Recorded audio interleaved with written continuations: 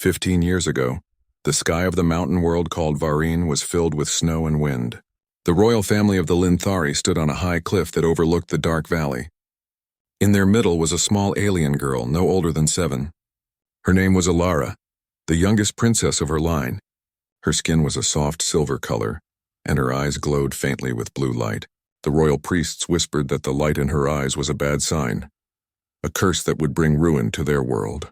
The queen cried, but the elders ordered that the child be cast away. That night, as thunder shook the mountains, they threw her off the cliff and left her to the wind. But Alara did not die. The storm carried her far, and she landed in a thick forest full of giant glowing trees and strange animals. She woke up hurt and scared, but alive. Days passed, and she wandered hungry and alone until a small group of forest dwellers found her. They were not royal or rich.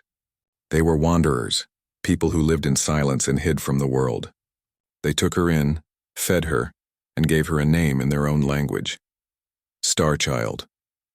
She grew up among them, learning how to hunt, build shelters, and read the signs of the wind. Yet every night she looked up at the stars, remembering the fall, the voices and the cold faces that sent her away. Years turned into seasons, and Alara became a strong young woman. Her hair, silver like her people's, fell to her shoulders, and her eyes still shone faintly in the dark. The tribe treated her with kindness, but always kept a small distance, as if they felt something different around her. She could sense when storms were coming, when trees would fall, or when sickness would strike. She did not understand it, but it made her an outcast even among her saviors. Deep in her heart, she believed she would always be alone. Far away in another part of the galaxy, humans had grown beyond their home planet. They built ships that traveled between the stars and helped colonies survive. Among them was a man named Daniel Reeve, a rescuer and explorer. He was known for helping the forgotten, people lost in wars or stranded on dead worlds. His ship, the Emberlight, was small but strong, with a loyal crew that trusted him more than anyone. One day, while passing near the Varine expanse, Daniel received a strange signal. It wasn't a voice or message, just a repeating tone buried in static. The computers couldn't identify it. Most captains would ignore it, but Daniel didn't. He told his crew, "If someone's out there, we find them." The ship turned toward the frozen world, unaware that this journey would change everything. When they landed, the planet looked lifeless: mountains of stone, rivers of ice, and clouds that glowed with pale light. The air was thin, and the sensors showed faint traces of alien structures deep in the forest. As Daniel and his team searched, they found strange carvings on the rocks, symbols of a royal line long forgotten. Among the ruins, they heard stories from local travelers about a ghost princess who appeared in the fog to save lost wanderers. Some said she was a spirit, others said she was real. Daniel listened carefully. He felt something in those tales, something human, a will to survive. During one of their searches, a storm broke out. The wind tore through the forest, and Daniel was separated from his team. His radio went dead. He tried to find shelter but slipped down a slope and crashed into a ravine filled with mist. His leg hurt and the cold bit into his skin. As he tried to stand, he saw movement in the fog. A tall figure stepped out, slender, silent, and holding a spear of bone and crystal. Her silver skin shone faintly under the dim light. Her eyes, glowing with soft blue light, stared at him without fear. Daniel raised his hand slowly, trying to show peace. "I'm not here to hurt you," he said softly. She didn't move. The wind carried her voice when she finally spoke, calm and distant. "You are not from this world," Daniel nodded. "No, I'm from Earth. I help people who are lost." She studied him for a long time, her gaze sharp but curious. Then she turned and walked into the trees. For a moment he thought she had left him to die, but then she stopped and looked back. "Follow," she said. He limped after her through the snow until they reached a hidden cave deep inside the forest. Inside was a small fire made of glowing moss and a few simple tools and animal hides. She motioned for him to sit, and without a word she offered him food. It was the first warmth he had felt in hours. They spoke little at first. She watched his every move, quiet and thoughtful. He told her his name and about humans, how they explored the stars without fear, how they built homes on strange worlds, and how they believed every being deserved a chance to live free. She listened silently, her fingers tracing the edges of her spear. Then she said softly, "Your people are not afraid of the stars." "No," Daniel replied with a faint smile. We go to them. Something changed in her eyes. For years she had lived in fear and silence, hiding from those who once cast her away. Now, sitting across from this human who spoke with such quiet courage, she felt something she hadn't felt in a long time. Hope. Outside, the storm began to fade, and in the distance, a faint hum filled the air. Daniel's communicator flickered back to life. His team's voices came through full of worry, but beneath their signals came another sound, one that made Alara's face pale. The royal frequency of the Linthari Empire had returned to the skies of Varine. Daniel looked at her, confused. What is it? He asked. Her hand trembled slightly as she stared at the clouds. They are coming, she whispered. The ones who threw me away, he frowned. Your people? They called me cursed, she said, her voice low and filled with pain. They will not stop until I am gone again. For a moment there was silence between them. Then Daniel stood steadying himself. Then we won't let them, he said firmly. Alara looked up at him, unsure if he understood what danger that promise carried. But his eyes were steady, calm, and full of a kind strength she had never seen before. That night, as the stars shone over the mountains, Alara watched the human work to repair his small communicator. He hummed quietly as he worked, and the light of the fire touched his tired face. She didn't know why, but the sound comforted her. After so many years of hiding, she felt seen again. In the distance, red lights blinked across the sky, the first signs of approaching ships. The royal hunters had found the planet at last.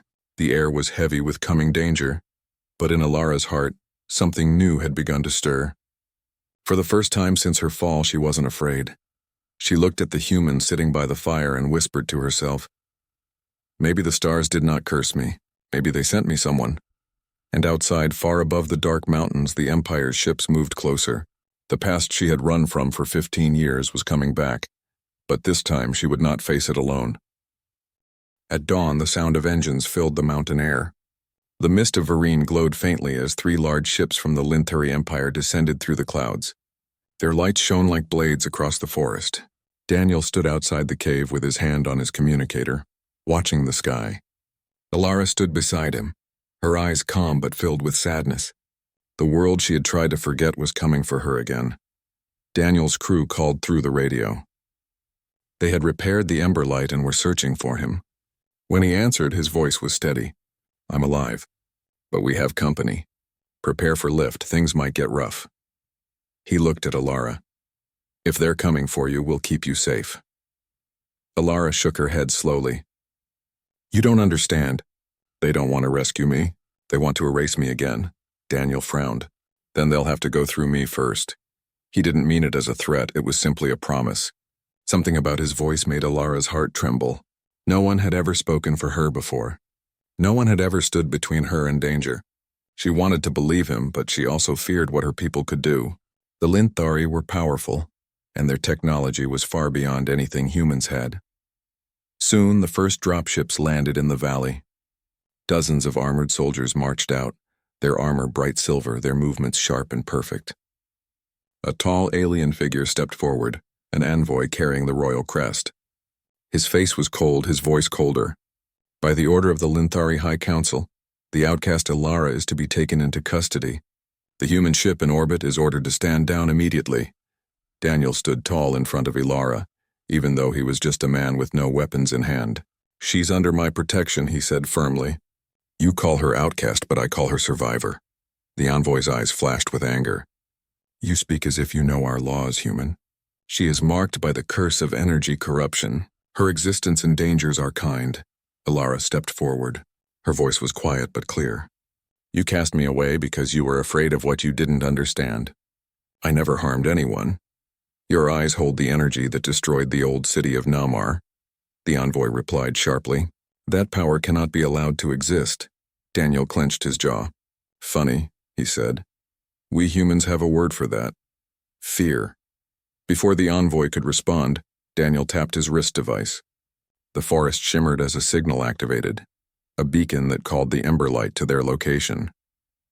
The trees trembled as the small human ship broke through the clouds. Its engines roared above the valley.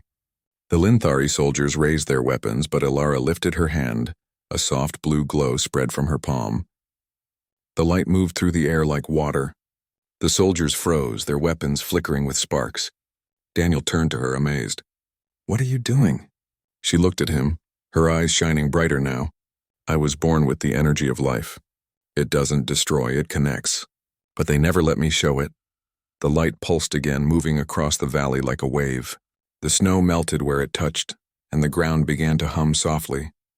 For the first time, Daniel could see what she truly was, not cursed but gifted. Her power wasn't made for war. It was part of the living world itself. The Linthari envoy shouted orders, but his soldiers' weapons would not fire. The power in Alara's light had fused with the world around them, blocking their machines. Daniel used the moment to signal his crew. A ramp from the Emberlight dropped open, and they ran toward it together. Energy blasts struck the rocks around them, but Alara moved her hand and the air shimmered, bending the shots away. Daniel helped her climb aboard, shouting, "Go! Get us in the air!" The ship rose, shaking under fire. From the window, Alara watched her homeland grow smaller below. Her heart ached, but she also felt something new, freedom. For the first time, the chains of her past were breaking. As the Emberlight climbed into the upper atmosphere, more ships appeared, massive royal cruisers that blocked the stars. Daniel's crew looked nervous, but he was calm. "We'll never outgun them," his pilot said. "We don't have to," Daniel replied. "We just need to show them who she really is." He turned to Alara. "Can you reach them? Show them what your power really means?" Alara hesitated. "If I do, they will all see what I am. They might fear me more." Daniel placed a hand on her shoulder. "Then let them see. The truth is better than fear." She took a deep breath and closed her eyes. Her hands glowed and light spread through the ship's walls, connecting with the communication system. A wave of energy burst outward, touching every Linthari ship in orbit. On their screens, an image appeared, not of a weapon but of Alara standing in a forest surrounded by life and light. The message was simple. "I am not your curse. I am your future." Silence filled the space above Varine. The royal flagship did not fire. The envoy watching from below lowered his weapon. The energy around him faded and his armor dimmed. He looked up, seeing the sky filled with blue light. For a moment he seemed to understand. Then slowly the royal ships turned away. One by one they left orbit. Inside the Emberlight the crew cheered. Daniel let out a long breath and turned to Alara. She looked exhausted but peaceful. "They're gone," he said softly. Alara nodded. They finally saw. The ship left the atmosphere, heading toward the open stars. Alara stood by the window, looking down at the world that had once thrown her away. Snow still covered the cliffs where she had fallen so long ago. "I never thought I would see it from above," she whispered. Daniel stepped beside her. "You didn't just survive, Alara. You rose higher than anyone expected." She turned to him, her eyes soft with emotion. "You came to this world because of a signal," she said. "Maybe it was me calling for help all along." He smiled gently. "Or maybe the universe just wanted us to meet." The stars reflected in her eyes, brighter than before. She watched the endless sky, her heart finally free. For 15 years she had lived as the girl who was cast away. Now she was the one who had brought peace between two worlds. The Emberlight continued through space, leaving behind the cold planet. The crew spoke quietly, sharing food and laughter. For the first time in years, Alara felt warmth not from fire, but from the people around her. Daniel noticed her sitting near the viewing deck, wrapped in a small blanket, and joined her. "You're quiet," he said softly. "I'm thinking," she replied. "I was told humans are fragile, but you faced a fleet for me." "Why?" Daniel smiled faintly. "Because humans don't measure worth by birth or blood. We fight for what's right, even when it scares us." Alara looked at him for a long time, then whispered, "Then maybe that is what strength truly is." The ship drifted through the dark, its engines glowing softly. Below them, Varine became a small dot in the distance. Alara placed her hand against the glass, her fingers glowing faintly. "They cast me down," she murmured, "but you helped me rise." Daniel's voice was quiet beside her. "That's what humans do." And as the ship moved onward into the light of distant stars,